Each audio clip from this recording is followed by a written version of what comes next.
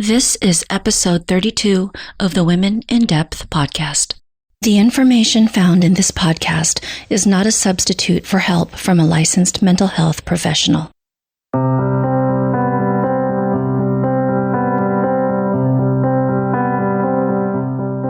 Hi everyone, and welcome back to Women in Depth.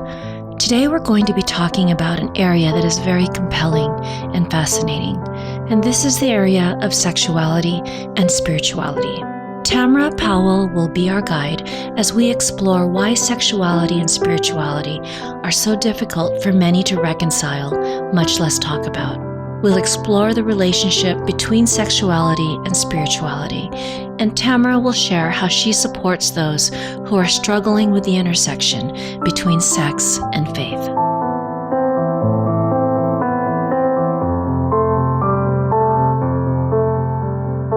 Hi, and welcome back to the podcast. Today, our guest is Tamara Powell. Tamara has been on the podcast several times, and I'm so excited to have her back again. Tamara is a licensed mental health counselor and empowerment coach specializing in identity work, particularly issues related to sexuality and spirituality. She opened ARIA Therapy Services in 2014 in Pensacola, Florida, with a mission of bringing holistic and diversity-affirming therapeutic services to the Bible Belt. Since then, Tamara has expanded ARIA into a group practice and personally works with clients all over the world online. More recently, Tamara created a tribe she calls Tales from a Trapezoid, dedicated to the more raw, intimate, and edgy side of being a trapezoid in a world full of circles. Hi, Tamara, and welcome back to the podcast. Hey, Lourdes. I'm excited to be here. I know that you've been on the podcast a few times now, and some of our listeners are familiar with you, but for maybe those who are new to Women in Depth, could you share a little bit more about yourself? Sure. I'm in my late 30s. I have two daughters who are currently 13 and 11. And like you said, I've been in private practice, now group practice for several years, recently expanded to doing online counseling and coaching, and that's been absolutely amazing. And my favorite subjects are anything that has to do with spirituality or sexuality. Anything. So however those end up intersecting. So this topic today is exciting. Yeah, and I'm really excited about it also because I think that, sex and God are two very emotionally charged areas, right, in our lives. Yeah. And so I know that this is an area that you have studied, been very interested in, and maybe a good starting point is to just share why you were so drawn to these areas. Well, I think you hit on something huge there, that they are both very emotionally charged subjects. And as an emotional creature myself, I think I picked up on that really young, probably younger than other people like to talk about. I think I was already getting an idea not only of spirituality, because I was raised in a conservative form of Christianity, but also of sexuality. I don't know how that got sparked into my awareness, but I mean, if you think about it, that's totally root, sacral chakra, and crown chakra at the same time. So when I look at man, I think by nature, we are a spiritual creature, and we've also likely been having sex since day one or two. I can't imagine any human, especially early on, not wanting to get off that first day. So to me, there's been, you can't separate the two. And so how we think about things in life spiritually affects our sexuality and vice versa. If I'm about to have sex with someone and it is in any way against my spiritual worldview, even if you're agnostic or atheist, I'm going to have an issue with it. So how did you begin to, I guess, to learn more about these areas or study these areas? What was that process for you from this realization of, wow, these areas of sexuality and spirituality really have called my attention? Sure. Where did you go from there? Well, I think actually starting in my teen years, I was already picking up on the fact that in my own denominations and those in Christianity as a whole, I couldn't understand, number one, why we weren't talking about it more. Number two, why it seemed so prohibitive at times. Number three, why there appeared to be so much dysfunction. And now I know statistically that sometimes there's actually more dysfunction, just statistical norm for norm in groupings within religious denominations than those without. And so I started with my own sacred texts first. I've read the Bible more times than I can count, and as many different translations probably as are out there. And then in college, I'm a non-traditional student, so I did a couple years, and then I took time off to get married and have babies, and raised them till they went to school, and then I went back. So I started picking up on the fact that I love psychology when I first went back, but then every single class that I took in psychology, it was always mating behaviors that jumped off the page at me. And so I like to think that everyone has their favorite puzzle, and for me, sex is it. Like, I want to know why someone's attracted to so-and-so and not someone else. Why can one couple engage in pornography and there's no issue when someone else will get addicted? Why is there sexual dysfunction in this 40-year-old man but not in another one? So for me, I just took every single class.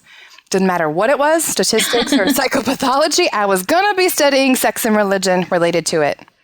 So I don't know if that quite answered your question. Yeah, it does. And, I think that, what you were saying, that this is just not an area that people really talk about, that the questions you're asking that you just mentioned right now off the top of your head, I'm sure everyone has questions like that, right? That's been my experience, yes. Yeah. Both clinically and personally, right. And it's so taboo, and sometimes that adds to it. It's just bizarre to me. Yeah. And as you did your own research and you're reading these sacred texts, and, you mentioned some statistics, what were the things that kind of jumped out at you? That for the people who had a way of navigating their spiritual worldview and their sexual identity, they thrived, and both seemed to fuel the other. It's kind of like that crown chakra and that root chakra suddenly become engaged, and there's like a wonderful, kind of like a copper pipe conduit running between the two, and everything flows, and it's beautiful. And ironically, the sexuality adds to the spirituality, and the spirituality adds to the sexuality. But for those clients who either could not wrap their brain around their own sacred text, or who had sexual trauma and had no container to put it in, that one or the other ends of the polarity actually worsened each other. Like, there was a confounding effect. That was the first thing that I picked up on. Okay, so basically, I'll make sure I'm getting this right. For those who were able to honor their sexuality and their spirituality, that just strengthened it, and that connection became more vibrant and more alive. If it was disconnected, one or both sides really began to actually kind of atrophy. Absolutely. And make all of our levels of being go off, right? So it doesn't matter what your worldview is. Even from an atheistic neuroscience point of view, we do believe that man is both mind, body, and either will, drive, spirit, soul, you name it. And so if all three of those, or however many levels you want to dissect this out, are not playing well together, you're going to see symptoms of distress and dysfunction pop up. So I'm going to pause a little bit before we continue, because this is so fascinating. But I'm thinking that maybe there are some listeners who are not clear on what you may mean by spirituality, and they might be wondering, well, I belong to a religion. So maybe if we can dissect that, and then a couple more things. So go ahead. So when we're talking about spirituality, I think it's important to explain the verbiage surrounding that, and it really can vary person to person. When I use that phrase, I mean a way of connecting with anything outside oneself. So some people happen to use a quote-unquote traditional religion, Catholicism, Christianity, Islam, you name it, as a way of connecting with their version of the divine. For others, even if they are atheistic, agnostic, they don't know what's out there, they still have experiences of feeling connection, perhaps to nature, to another human being, to art, music, something that takes them outside themselves, that they can get lost in the flow of. That's kind of what I mean by spirituality. And so for individuals who have a way of integrating both their thoughts, their emotions, and their physical bodies, and a sense of something outside themselves, both sex and spirituality seem to really thrive. if we can't, because one thing is a little bit off, what I've noticed as a counselor is that it affects all of the other levels as well. Does that make sense? Yeah, that does. That makes sense. And so, going back to what you were describing as far as this, our sexuality and its connection to our spirituality, maybe if you could provide some examples of how this disconnect, how you've seen it show up, maybe in examples of, client situations, or to kind of take the ideas and make it more concrete for our listeners. Absolutely. I think a good place to start with that is one of my favorite female woman crushes, Dr. Charlotte Casal, I think is how you pronounce her name. She's a psychotherapist, and she authored the If the Buddha series. So If the Buddha dated, if the Buddha married, that type of thing. And she talks about how sexual energy is so powerful. And I mean, we know that. Psychotherapists have been talking about this since before Freud's time, about it. There's an instinct and a drive. And so it can either draw us together or it tears us apart. And she says it can soothe us or wound us, right? We can either feel objectified like a piece of meat, or we can enter into a state of flow with our partners, this giving and receiving that really, even in Christian terms, there's that merging of like one flesh, that experience of oneness. And so what I have seen in my clients is that if their spiritual worldview is not in alignment with perhaps how they identify sexually or what they feel like they want sexually, there's a schism both internally, and then that affects all of their relationships around them, and conversely comes back to cause a problem with their relationship with the divine. So for example, I've worked with a lot of Christian men who become addicted to pornography. I'm going to use the word addictive because it's their term, not mine. I think that's a whole nother podcast on what we can call sexual addictions. But that's not to me, as a psychotherapist, if there's distress and dysfunction there, it should be treated. Who gives a fuck what we're labeling it, right? So, right. Addictions, they come in, and by their sheer feeling that they have a problem with pornography, it shuts them down sexually, and it shuts their prayer life down, their spiritual life down. And now we've got distress and dysfunction again at both ends of the pole. And if we're thinking long term as to life after death, according to their worldview, if they died in sin and there was not repentance, they really feel like that's going to affect their afterlife. Whereas conversely, when I see sexuality that is grounded in spirituality within that spiritual container, it allows people to have an ongoing exploration and a deepening of knowing, as Dr. Casal puts it, right? It allows them to feel like they are authentic to themselves and also with their partners. And so I have some clients who perhaps they are Christian, since we're on that thread right now, but who, when they come in to work with me, I've often seen, for example, a woman who's afraid to give her husband oral sex because a pastor told her that that was a homosexual act. But that's something that he really, really wants. And now she feels a deep sense of shame. So not only is she shut down sexually, but she's also shut down spiritually. I have a wife right now who's recently, I should say, who was Catholic, and husband is polyamorous. So one of her fears is she being caused to sin if she allows it? Because she herself isn't, but she might be willing to let him have a girlfriend. Right. So again, she's being shut down. It's affecting her relationship and her version of sexuality because she can no longer feel free to engage sexually if she feels like she's sinning. Those are just the ones off the top of my head. So I can see how a lot of people can end up in a situation where there's a disconnect between their sexuality and spirituality, and both are now, I guess, in a way, operating in a really dysfunctional way. And it's difficult to find a way to move through that because they are trying to fit into either an institution or a society or a culture's, I guess, idea of how sexuality and or spirituality should look. Right. Emphasis on should. Yeah. So this is something that's actually very, you can see that has a lot of deep impact on many, many people. Absolutely. And I think it affects all of us daily, is my belief. We just may not be aware of it. Well, I think part of it is because of that taboo aspect of sexuality, of not even wanting to talk about anything, so that the conversations never happen. And people are kind of left to try to grapple with this in isolation because of that sense of shame.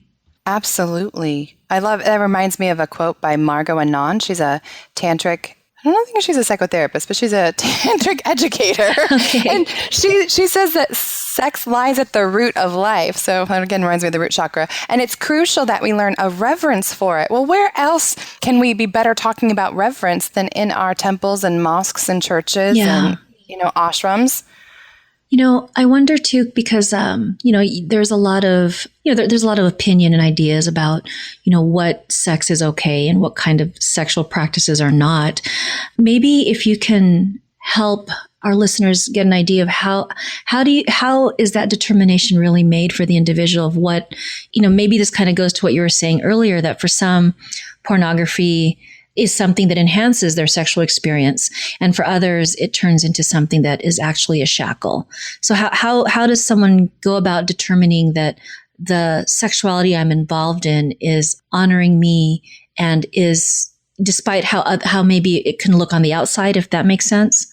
Yeah, absolutely. And that is a very, very dicey, tricky spot because it depends upon who you're giving that power to. And so I typically gently encourage clients that no matter what their spiritual worldview, to remember that their connection is between them and the divine, that other people may be included in our how, and they can help inform our how and why. But at the end of the day, no matter what you believe in, it's about you and God. So it comes down to definitions. And when I look across the main three, the Abrahamic religions and also Buddhism, it's all about intentionality. It's all about respect and reverence. And it's all about it being individual to the partners at play. So in Buddhism, there's a very big emphasis on that which does not violate someone else's autonomy, that sex should not be used in a way that is invasive of another human being. There should not be any coercion. I mean, that it's pretty straightforward, right? Right. But in that case, pornography could come into play. Are you using porn as a way of distracting yourself, or is it truly a sexually empowering experience? If you are using it as a way of practicing attachment rather than non-attachment from that worldview, then pornography for you is a problem. It reminds me of the story in the Christian Bible about there was a division among the disciples about whether the new converts should be allowed to eat meat, because traditional Jews were not allowed to eat certain kinds of meat. And the Apostle Paul basically told them, I take it back. Might have been God. Either way, the bottom line of the story, I'm getting so excited trying to cross all my sacred texts here. My apologies to all the Christians listening. I do know my Bible. I'm just really excited. Bottom line of the story, however, is that it needed to be an individual decision. And in order to bring in the new converts, we should not be imposing restrictions that are not on their conscience, that should be up to the Holy Spirit to, prick their conscience if that's something that should not be done for them. Yeah. If you choose to give up meat, if you choose to only eat fish on Fridays, that's for you. If you choose not to give your husband oral sex, that's between you and God. Yeah. So really, the reason that, I know this was a big question that I asked you, but I think, part of the reason why it's, a complex question to answer is that the answers are as unique as there are people, right? Right. Yeah, it's just very personal. And it reminds me of a quote that I think I shared with you the first podcast we did on spiritual abuse by Emerson, that, God / the divine / spirituality enters into the life of every person through a private door, which I think speaks to that individual experience with the divine. Absolutely. And I think if you are attempting to use anyone else as your authority, it's important to remind yourself that these holy men in our lives, and a lot of them absolutely are. I think there's a time and a place for organized religion, and especially if it brings you closer to the divine, but you're still having several degrees of separation between you and God at that point. Like if this holy man is receiving God's word, it's also being translated through his lens to you. And it is important to take that in. But at the end of the day, you are the one who will stand before God, not him on your behalf. So really putting the responsibility back on the individual to develop that relationship with God or the divine, or what that means to them.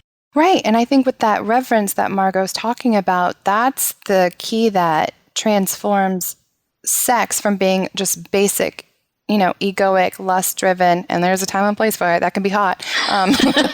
Physical getting off to the more of a spiritual transcendence. It's that reverence both for our spiritual container and for our partner and for ourselves. And that means that I have to show up in my authenticity and responsibility for what's about to take place.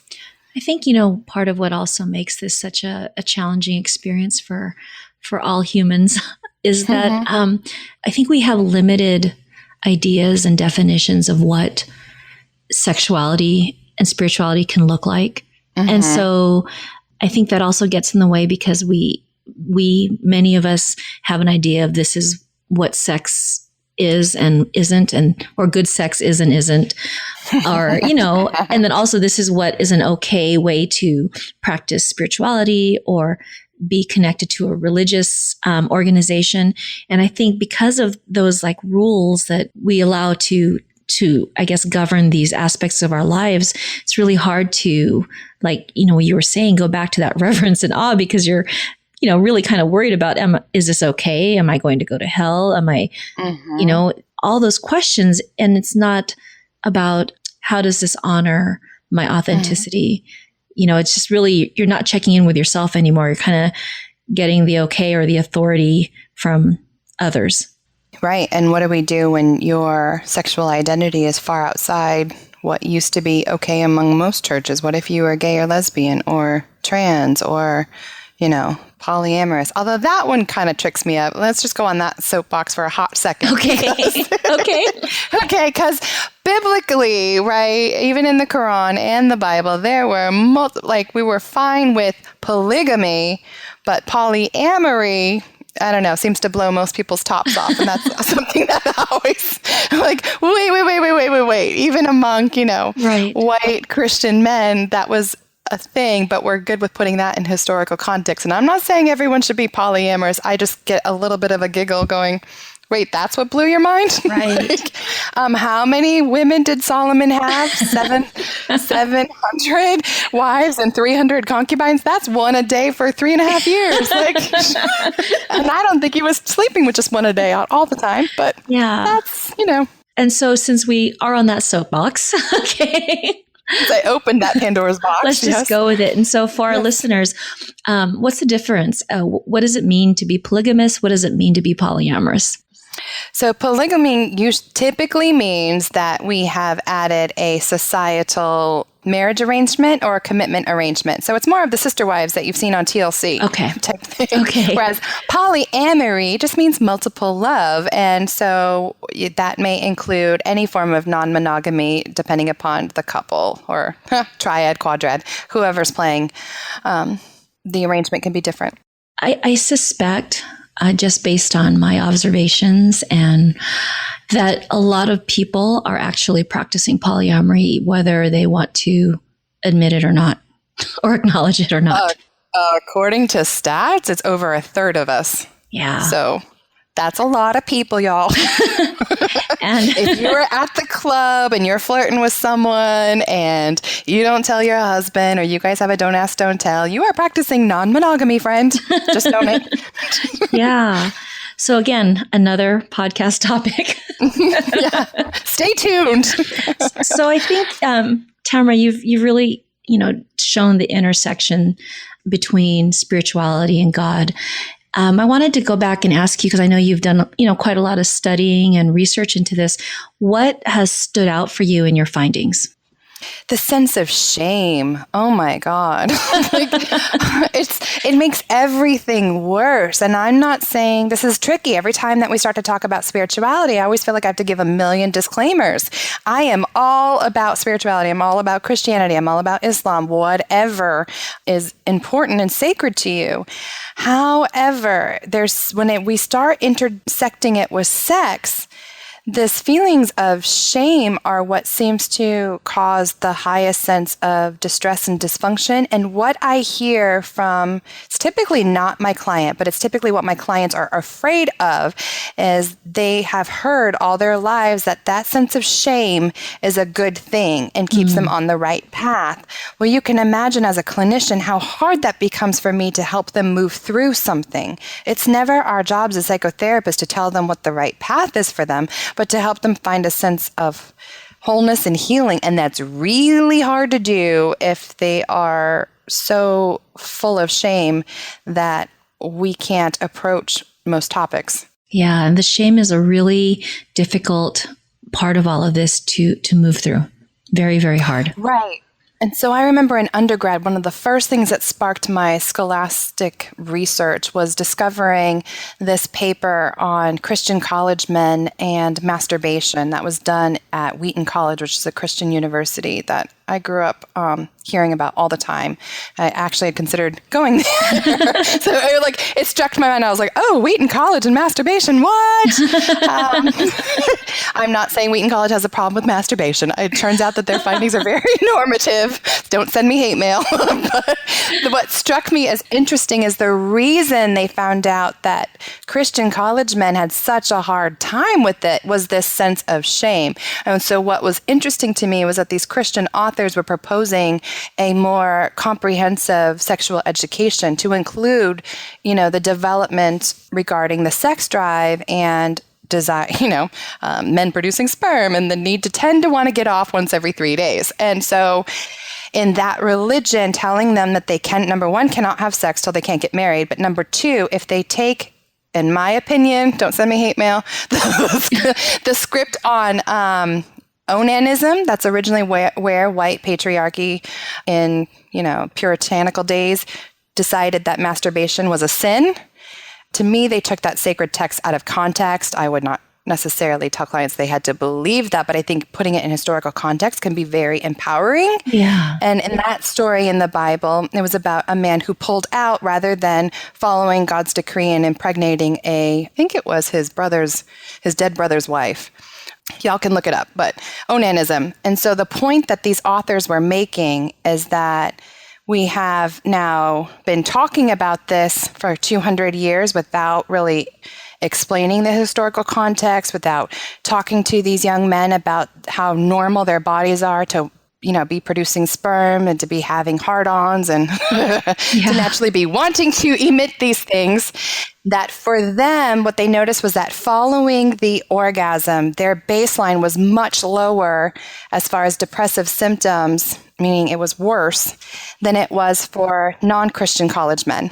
Very interesting. Just the connection to depression. And, if there was depression, there was also other things that they were struggling with, anxiety, Mm-hmm. They always go hand in hand. Yeah. So when you work with clients who maybe are having this disconnect between their sexuality and spirituality, how do you work with them?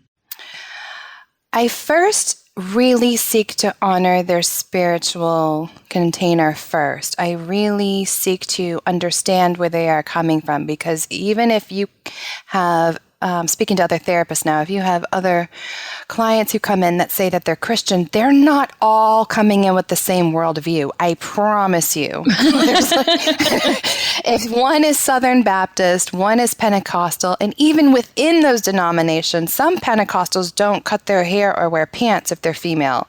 And some are the types that will hold snakes and test their spirituality that way. They're very, very different. So for me, I have to build a very strong foundation. I'm phenomenological, which means I just want to understand the phenomenon going on in their head. Like, show me your worldview. That's my Tam's paraphrase of phenomenology. But I mean, so non-clinical. But if you don't know that, you really, you're like just driving blind. You have to know what their worldview is. I have to see how they're seeing things before I can find out how they're seeing how they get off. Right. Okay. That's key first. And then I always really stress normalization. I think it's important to now interject, like the authors of that article, normal sexual development. And then I usually apply some historical context. So in Christianity, in ancient Judaism, they were getting married by 13, 14. I mean, hell, that was almost middle age. And so when I say, absolutely, at that point, it was very important for these tribes to remain virgins until they got married because it was important to be able to prove paternity. That was survival to the family and the bloodline and the lineage. Right. But now fast forward 2,000, 5,000, 7,000 years and apply that same context and expect that these young men are going to make it all the way through college without having an orgasm is going to be tough. I don't take that away from them, but I want them to have a sense of relief of going, oh, thank God, it's not just me. Right. My body was meant to do this, even by a creationist standpoint. Yeah.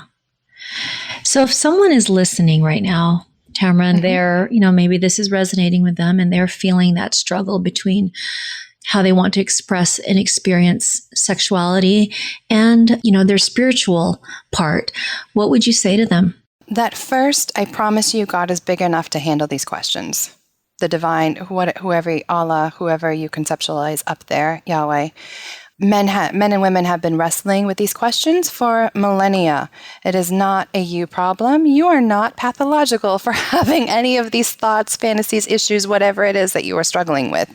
But if it is causing you some pain or some concern, absolutely find someone both within your faith, I think is helpful to get some wisdom, but also someone outside of it, perhaps a therapist or a counselor or a coach or a mentor who can hold a different kind of space with you while you explore these things. And do you have any resources that you would recommend for those who want to learn more about this? No, I'm afraid, because it's as individual as the person. Yeah, so really a process that they kind of have to embark on their own and see what calls to them. Right, because there just aren't any, and that book would be huge if we were covering every worldview. So really, almost like the instruction manual or the book that doesn't exist to address all of this is really a book you need to write for yourself. Yes, and I think it's helpful to do that with someone else, like a therapist, not just plugging our business, but for me personally, I've always had a coach or a counselor. I think it's important, and I will also only see someone who also keeps one. So just like you would have a yoga instructor, a priest, and a dentist, I think having a coach or a counselor is helpful. Tamara, what's the best way for our listeners to get in touch with you? And if you have anything that you'd like to share about any projects you're working on? Sure. I am on the web at ariatherapy.com, ARYA, just like Arya Stark. It means not ordinary. I just couldn't pick a better name for my business. Oh, I'm so glad you said that, because I've been meaning to ask you, why you chose that. So thank you. Yeah, it's perfect for this topic, because for me, it's a Sanskrit word. So I love that there's a pluralistic, multicultural flair to it. And it means not ordinary, noble, valuable, precious, and pure. Oh, wow. For me, that perfectly lines up not only with the way that I view my clients, each and every client, but also with a Bible verse. So it also honors my upbringing. Yeah. So it talks about only thinking about things that are noble, honorable, virtuous, and pure. So for me, it was a nod to both sides of me, if that makes sense. Yeah, I love that. So I am on the web at ariatherapy.com. We're also on Facebook at Aria Therapy Services. And then you mentioned my other fun project that does have a little more sparkly language and is a little pluralistic in nature, and that's Tales from a Trapezoid. It's a Facebook page and a private Facebook group. So would love to hear from any of the listeners. And we'll make sure to put links in the show notes to all of the resources you mentioned. Tamara, thank you so much for coming on Women in Depth again. It was an absolute pleasure. And I, again, learned so much from you and feel really inspired. And I know that's also going to be the experience of our listeners. Thank you for letting me get raw with you. All right. Take care, Tamara. Bye. Bye-bye.